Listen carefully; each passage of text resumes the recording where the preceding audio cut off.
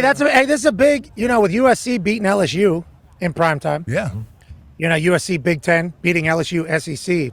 Like, this is another Big Ten SEC matchup of Titans here now, It's huge. And with the whole conversation about the 12-team playoff, like, this is a big deal. This is a massive representative of an entire conference feel almost, And I think we're going to get a lot more of that as we go forward with the new college football and conference alignment, where teams are, who they're playing, and everything like that. Yeah, no question. Pat, we have an absolute legend waiting on the line. We're not going to make him wait any longer. Obviously, a huge friend of the program, friend of the show, friend of you, old teammate of yours.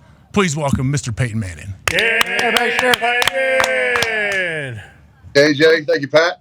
Pate, look at Pat. You see Pat over there in Ann Arbor. He's got the lacrosse team or swim team playing some kind of game, some recruits. Can you remember your time back at Tennessee, Pate? I sure do, AJ. I actually took a visit to Ann Arbor as a senior in high school. Thought about going to the University of Michigan. They recruited me. Ohio State did not recruit me, AJ. Well, they didn't throw the ball back then. They probably just running power left and right. They didn't, They had Herb Street. They had Bobby Hoying. I mean, they were just they were not exactly airing it out back in the but it should be in Ann Arbor Saturday. Obviously, Archie's coming in here with Texas, and he saw some game action last week. Did you get a chance to see it? Hey, he's got a lot more moxie than you and Eli, and rhythm, seemingly. Now, I watched the musical. It was phenomenal. 10 minutes of masterclass. Yes, very good. I hope you win a Tony. But Archie throws that touchdown, comes to the sideline. He has like a dance with his teammates, in the moxie through the roof. Did you get a chance to see his debut? What are your thoughts? And the way, and I guess your entire Manning operation gets credit for this, but it's been like real low key. He doesn't need to start. Like, he doesn't need to be in the headlines. He's just kind of taking it as it comes. Are you guys trying to keep it as normal as possible for him, even though it's probably never going to be? Yeah, look, it's obviously Arch and his dad, Cooper. This is not some kind of team by any means. Eli and I are his uncles. We talk to him kind of when he reaches out to us and try to answer questions. I think I've told you, I think sometimes he regrets it. He might ask me a question about a 2-minute drill, and I leave him 3 12-minute voice memos later about the 2-minute drill. So I'm sure he's like, I wish I wouldn't have asked my uncle that question. But I'm proud of Arch. I'm proud of him. Like you said, most kids probably wouldn't have stayed in that situation. He went to Texas because he wanted to play at Texas. He wanted to go to college, or he wanted to play for Sark. Those are the right reasons you should choose a college. And I'm glad he's staying there. And he and Quinn have a good relationship. I think Quinn's going to have a great year. But, yeah, it was fun to see him get in there, Pat. My dad's speed and athletic ability kind of skipped a generation and went to him. It did not come to me and Eli. So he can run, he can move. And the celebration on the sideline, hey, I have no clue when it comes to that. But I'm happy for him. And like I said, pulling hard this year. Cooper's coming to Ann Arbor this weekend. And, should be a great ball game there in Ann Arbor. Allegedly, and I know the Graduate, the hotel, I don't know if it has Tennessee birth in it or if there's a connect. Allegedly, Cooper paid to fly the Texas flag outside of the Ann Arbor Graduate. Have you heard this? I have not heard this, but yeah, Cooper is in the hotel business. The Graduate is kind of one of their top hotels. There's one in Knoxville. There's one in Columbus. Yeah, I've been there. It's great. Arbor. They have room keys with the famous alums on there. So I have not heard that, but that ought to get this game rivalry started pretty quick. Hey, yeah, Pate, I would say. Pat, Zeke popped in the back. I guess we're getting some feedback. We just need to call you back real quick, Pate. We got to fix your connection. They're throttling us, Pat. You know they always do that for some reason. They know Arch is coming to town, so they don't want him doing anything, so they got to throttle him. Connor. It could be me, too. What? I mean, it could be my side. There's a little breeze blowing up.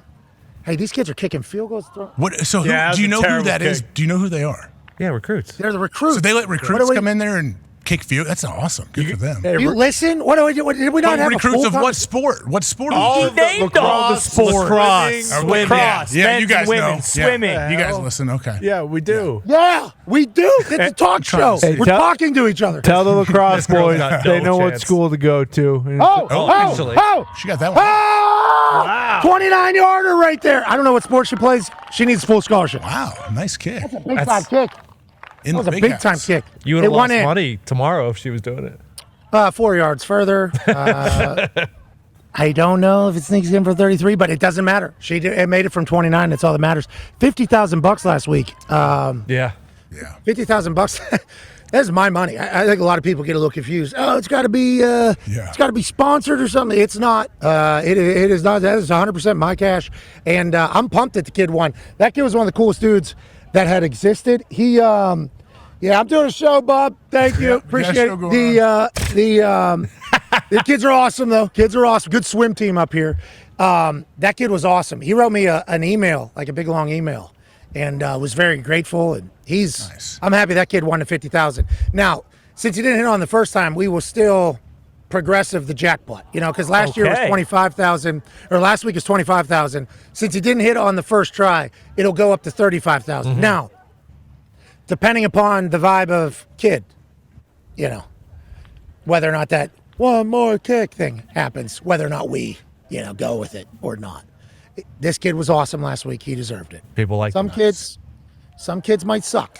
And if I get this guy sucks vibe from whoever, we're probably not doing one more kick, even though the entire place might be chanting for it. But that's neither here nor there. It is a great time. Thankful that the kid made it last week. It was a good moment. And College Game Day is off to a hot start. And I assume the same exact thing for tomorrow with the buzz that's in the air in Ann Arbor. A2 is what they call it. A2 Ann Arbor. Oh. Well, I tell you what, I think Peyton is back with us. Peyton, you got back? Here we go. Great message. I'm back. I'm here. Hey, Peyton, Tone Diggs actually was asking me earlier, you're working with Bill Belichick, I believe, 2 different times. On Fridays, you're doing like a preview show, and then Monday Night Manning, Bill will be joining you. What can we expect? And I heard, haven't you done some like practice runs with Bill, and how have those gone?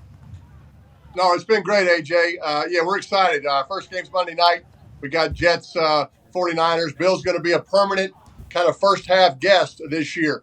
Coming in, talking about the defense, talking about head coaching decisions. Look, Bill Belichick is a brilliant guy. I've heard him talk football. I've become a smarter football fan in the rehearsals that we've done with Bill, but nobody else has really heard him. You guys have gotten to hear him a little bit, but he never shared with the public or the media kind of his knowledge. And I think fans are going to be the beneficiary of hearing his insights. And look, he doesn't like Eli that much because Eli beat him in 2 Super Bowls. He's going to fit in great. It's nice to have a little reinforcements going back at Eli when he comes for me. And yes, there's a show called Breakdown that actually drops today on ESPN Plus and ESPN2 at 2 p.m. Eastern, where Bill and I kind of broke down the Jets-Niners game. We filmed it the other day. Look, his knowledge is off the charts. And so I learned things from him. I try to kind of make points on the offensive side. This is what McCaffrey's going to have to do to go against this Jets defense. It's a little bit of back and forth, but it's a lot of fun, and looking forward to him being, kind of part of the Manning cast all season. You two are both very diligent human beings in everything that you do. I'm realizing with Bill Belichick, I've known that about you. I've said this. We went to a golf trip down in the South, and at that particular place, you're not allowed to have your phone out. And then as soon as we get back to an area where phones are allowed and emails and everything happen, I watched you personally respond to like 30 emails. I literally looked over at you, and I get a lot of emails as well. I literally looked over and I saw you respond to 30 of them. I'm like, that's the difference right there. Because I'm literally strolling that thing to the side and marking it as read, and then, I'm sorry, I didn't get your email. You respond to literally every single email. You're hands-on in every single business you do, which is why you've had so much success. Bill Belichick is the same way from my experience of dealing with him thus far since his year off that he's doing with the media world. How has it been working together, obviously? And I've seen some of the rehearsal clips. You two together are awesome. Have you known each other for a while, and how has this kind of come together? Yeah, it's funny. I mean, Bill and I go back a long way playing against each other. I was reminding kind of Eli, we sort of had our production meeting today, if you will, Zoom, that I actually played against Bill when he was a defensive coordinator for the Jets, Pat. That's how old I am. I played against Bill 4 times before he became Bill Belichick, the head coach. And a lot of things in common. I still seem to throw a lot of interceptions against Bill Belichick teams. It wasn't just the Patriots. I feel equally as many against the Jets. So really didn't get to know him, Pat, until I want to say 2006. He coached me in a Pro Bowl. And, back then it was in Hawaii. You were over there, and we talked a lot of football. His recall of plays from the 86 Super Bowl against the Broncos, he can talk about it like it was last night. And he can talk about, going against Joe Montana in the 1990 NFC Championship like the game was last week. So I love that. I'm a football junkie, and it's been fun getting to work with him this year. He loves football. He cares about the game. And like I said, I think his insights are going to be off the charts. And he's witty. He's sarcastic. He's got a dry sense of humor that nobody ever really kind of gets to know. It was funny in the rehearsal, Pat. I don't know if you experienced this. We weren't live on TV, but we were pretending we were live on TV. He couldn't tell when we were live and we weren't live. And some of the things he says when he thinks we're not live are absolutely classic. And so I think Eli and I might trick him a couple times, saying, hey, Bill, we're on commercial here. Tell me what you really think about that play call, because it is it's pretty solid stuff. So look for some of that this year. Hey, off-air anything is always fun. Can't wait to watch you two football each other, out-football each other. It's going to be great for everybody. Go ahead, AJ. Peyton, just curious, do you have any kind of existing relationships with current quarterbacks in the NFL, given what you did with quarterback and Patrick Mahomes and Kirk Cousins? I know with Omaha you have the Packers documentary, and I know you spent some time with Jordan Love. Do you have any guys that you kind of keep tabs on and check in with during the season, or are there any current quarterbacks who reach out to you for advice or anything like that? Yeah, I feel like I do. I try to stay close to those guys. I get to know a lot of these guys at our football camp at the Manning Passing Academy, which is a high school quarterback receiver football camp for entering 8th graders through entering 12th graders. But we have college quarterbacks come and serve as counselors during the camp. And in between practices for the high school kids, Eli and I spend time with the college players on their NFL aspirations, answer questions, work out with them. Do Q&A, watch film. And so you name a starting quarterback in the NFL, they've probably been to our camp. Mahomes in Jackson last night, Joe Burrow, Justin Herbert, Matthew Stafford. So we get to know them coming out of college, stay in touch with them, and that kind of creates a relationship through the NFL. So, yeah, Brock Purdy came to the camp. And I think because of that relationship, I'm able to text Brock and say, Brock, can I talk to you for 10 minutes on Sunday about the game? It's going to be short and sweet. If it goes to 11 minutes, hang up on me. But I think because I know him, maybe he'll give me a little insight that will kind of help Eli and I have a better broadcast. And so, yeah, look, I pull for quarterbacks. I'm a defender of quarterbacks. I know how hard it is to play quarterback in the NFL. I'm a defender of coaches. Look, the 49ers, everybody probably wants to pick on them, make fun of them. Pat, you and I have been there. I'd rather lose a game in a Super Bowl and have my heart ripped out as opposed to being 4-13 and so far removed from doing it. The offseason sucks. It's miserable, right? You know, you win your last two and you finish 8-9 and you're kind of happy in the locker room. You're probably smoking cigars. Hey, great finish.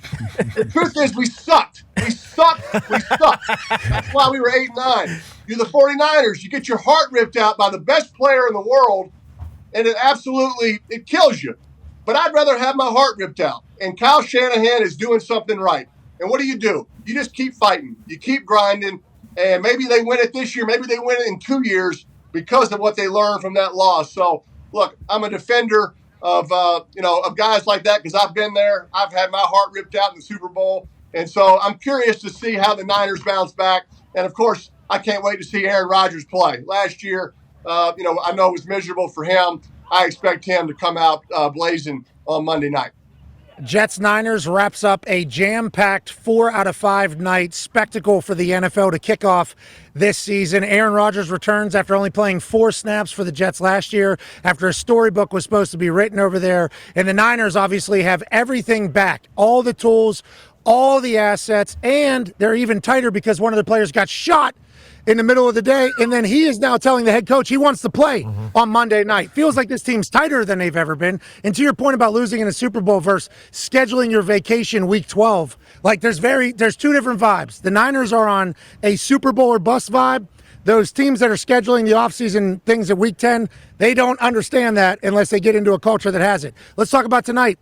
Philadelphia Eagles just a couple years back, here we go. This is the new one. This is the next one. Jalen Hurts is the guy, gets paid as such. They lose Shane Steichen. They have to figure out the defensive coordinator. How do you feel like they go tonight with Saquon Barkley being added to the backfield? And then on the other side with the Green Bay Packers, Jordan Love finished the season last year as a guy, got paid handsomely because of it. They're a young upstart group that has the talent to go win a Super Bowl. How do you feel tonight goes, and what do you think we should be thinking about as we watch these two games kick off their season? Yeah, I'm a big Jordan Love fan. I've known him as well. He came to the camp.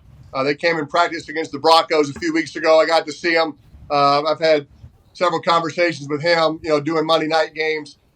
I like the way he goes about his business. I like the way he's used the time learning from Aaron. Look, I saw him at a training camp practice 2 years ago. He didn't have a great practice. Matt LaFleur is on him. He's coaching him hard. He struggled early, and then he got better, and he had a great season. I like to see that in young quarterbacks. I like to see head coaches coaching their quarterback. I like to see Andy Reid coaching Patrick Mahomes. That's why Mahomes is always going to be good. So, excuse me. You're getting choked up. No problem. You're getting choked up. It's emotional. Because the coach. It's an emotional game. It's okay. It's okay. Peyton, it's okay, man. It's football season.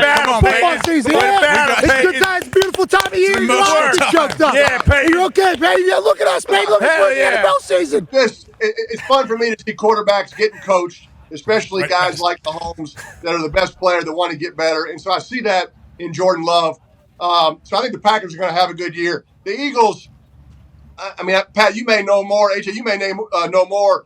That was kind of hard to explain last year. Yes. What happened. I mean, to be 10-1, and then to kind of have that, hopefully it was just a one-off and they can bounce back. Like, I like Jalen Hurts. I've gotten to know him. Sirianni, big Phillip Rivers guy. Was with the Colts, like you said. Steichen's at the Colts now. I think that was a big loss for him, losing Shane Steichen. And I think Shane's going to do a great job in Indy. So a lot of what ifs. Kind of the unknown with the Eagles. So we'll see tonight. But I think Green Bay's going to have a good one this year. Connor? Yeah, Peyton, not to just skip over it, but way to battle there, brother. I mean, that was incredible. Yeah, it's football season, baby. We're all happy. Adversity, baby. That's what we're talking about. Hell yeah. Arch would be proud. Yeah, very proud. I think everyone here is proud as well. But looking at Denver in particular, just because we know you got ties there, how do you feel about their team going into it, and what are you expecting from Bo Nix getting the start straight off the bat as a rookie? Yeah, I don't know if you saw yesterday, but Bo Nix was voted a captain, which I think a lot of fans don't realize that captains that's a player vote. That's not like the head coach rigging the voting and making somebody a captain. The players voted Bo Nix a captain, which I think this tells you a lot. That look, he's 24 years old, he's married, he started over 60 games in college. That'll never happen again. So it's just a level of maturity there that you don't see in most rookies. He'll have rookie struggles because the game is that hard. But Sean Payton is smart enough to know, got to help with a good run game, got to get the ball out of his hands, you got to play good defense. So I'm excited to watch Bo. Not an easy start going to Seattle, one of the louder places to play. Rookie quarterbacks, it's always a little struggle with me. I want to get that interception record that I hold broken. I don't want Bo Nix to break it. But, if the quarterback at Washington or Chicago wants to break it, I'm still pulling for him. I'm a quarterback fan, but I got to get that one off my resume. And you think with 17 games, Pat, somebody would break it. Here's my message. No. You have the 16-game record forever, buddy. That's a new record now. But, okay, here's my message to coaches, though. Look, I'm a big Daniels fan. I like Williams. I like Drake May. McCarthy's going to be a good player. So is Penix. But these guys that are starting this year, right, just Bo, Daniels, and Williams, if they struggle early, leave him in there. Don't take him out. Because that's the only way you're going to get to 28 interceptions. Take him out. There's no shot. Plus, that's how you learn. Leave him in there. Learn how not to throw that fourth interception. But you take him out, I'm just telling you, you don't learn as much. So, anyway, Peyton, real question. Hey, real question here, Peyton. And we're going to let you go. And if you haven't seen the Manning Cast, the musical, the promo for this particular Manning Cast, go sort it. It's 10 minutes long. It is awesome. Everybody is literally in it. And last question here, though, Peyton, from me, and this is a real one. I know you want them to get the interception record. I've always said this. I wish Andrew Luck was able to watch you operate as the starting quarterback for the Indianapolis Colts for 1 year. Now, obviously, not possible, but I wish he could have seen you behind the scenes in a meeting room, preparation, how you talk to people, what you're allowed to do. Like, how you got dropped in early, obviously, at a historic rate of turning the ball over that we'll talk about forever because it is the 16-game record until the NFL is done in 150 years. That is your record. But what are your thoughts on it? Obviously, you played early, struggled, but then you became GOAT, one of the GOATs. Then there's guys like Aaron Rodgers who sat for 4 years. Then he gets in, he becomes GOAT. What are your thoughts on it? How do you feel about that? Look, I mean, it's definitely going to be always a debated topic, Pat. Mahomes sits behind Alex Smith, and then obviously the rest is history and what he's done. Aaron behind Brett, Jordan Love behind Aaron. Eli sat for 10 behind Kurt Warner, and then started the last 6. And I guess that's where my answer kind of comes from, in the fact that Eli just said what he learned in those 6 that he played compared to what he learned backing up Hall of Fame Kurt Warner, who was playing. He said it was night and day. So I'm just about getting them in there, let them figure out how fast these guys move. Look, C.J. Stroud didn't seem to have a problem with it, right? He hit the ground running. So maybe I was just that bad as a rookie. But I think you get in there and play, you figure it out faster. You learn not to repeat those mistakes. You learn these defensive guys get paid a lot, Pat. Sometimes they're covered. You have to throw it away. It took me a whole season to learn that I didn't know you were allowed to throw it away. I thought you had to throw it up into double coverage. So I like these teams that have those rookies in there and to get them in there. And I appreciate you mentioned the Manning, the musical. I just got to say to our Omaha team, we started filming this in February at the Pro Bowl. This was 7 months, 24 separate shoots to film this. Wow. All the celebrities that participated. Eli and I actually filmed our part at a real stage here in Denver, did a little tap dancing. So I love the fact that we can bring different people together that love football to get excited about the season. And it was a lot of fun to be a part of. That's what the Manning Cast is all about. Can't wait for the next season. Congrats to everybody at Omaha. An absolutely fantastic job.